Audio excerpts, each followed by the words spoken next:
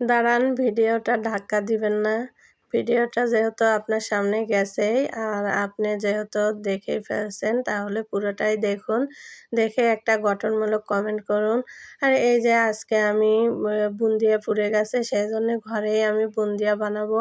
সেই কারণে বেসনটা আমি সুন্দর করে ফাটিয়ে নিলাম। নিয়ে এখানে আমি একটু ফ্রুট কালার ব্যবহার করছি। আমি এটা কালার ছাড়া বানাচ্ছি আর আরেকটাতে ফ্রুট কালার ব্যবহার করছি। আর ফ্রুট কালারটা একদম লাল কালার টকটক করছে।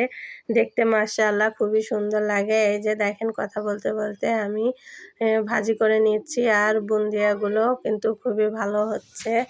আর এখানে আমি একটু তেলের ভিতরে ১ চামচ ঘি ব্যবহার করলাম। ঘি দিলে খুবই ভালো একটা ফ্লেভার আসে। আর এই যে দেখেন আমার রেড কালারটাও কিন্তু এখন দিয়ে দিলাম। দেখতে খুবই সুন্দর লাগছে। ক্যামেরাতে দেখে মনে হচ্ছে যে গোলাপি, গোলাপি, আসলে এটা একদম লাল কালার। আর এইভাবে বাসায় বানিয়ে খেয়ে দেখবেন খুবই ভালো লাগে। বাজার থেকে যখন না আনে আর হঠাৎ করে বুন্দিয়া শেষ হয়ে যায় তখন আর কি করার, তাই বাসায় ঝটপট বানিয়ে ফেলুন এভাবে বুন্দিয়া। এই যে দেখেন মাশাআল্লাহ কত সুন্দর লাগছে। এখন আমি শিরা বানাবো। এই তো শিরা বানানোর জন্য প্রায় ১ কাপের মতো আমি চিনি নিয়েছি। চিনি নিয়ে তাতে এই যে পানি দিয়ে দিলাম ১ কাপ আর একটু এলাচ আর দারচিনি দিয়ে দিলাম।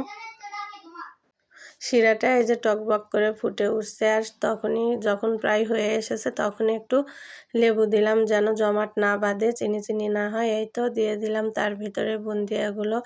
দিয়ে বেশ কিছুক্ষণ ঢাকনা দিয়ে রাখলেই একদম টুপটুপা হয়ে যাবে। যে দেখেন মাশাআল্লাহ আমার বুন্দিয়াটা কেমন হয়েছে অবশ্যই কমেন্টের মাধ্যমে জানাবেন। এই যে অনেকক্ষণ পর আবার এই যে দেখেন এইরকম শুকিয়ে গেছে, টুপটুপা হয়ে গেছে রসে।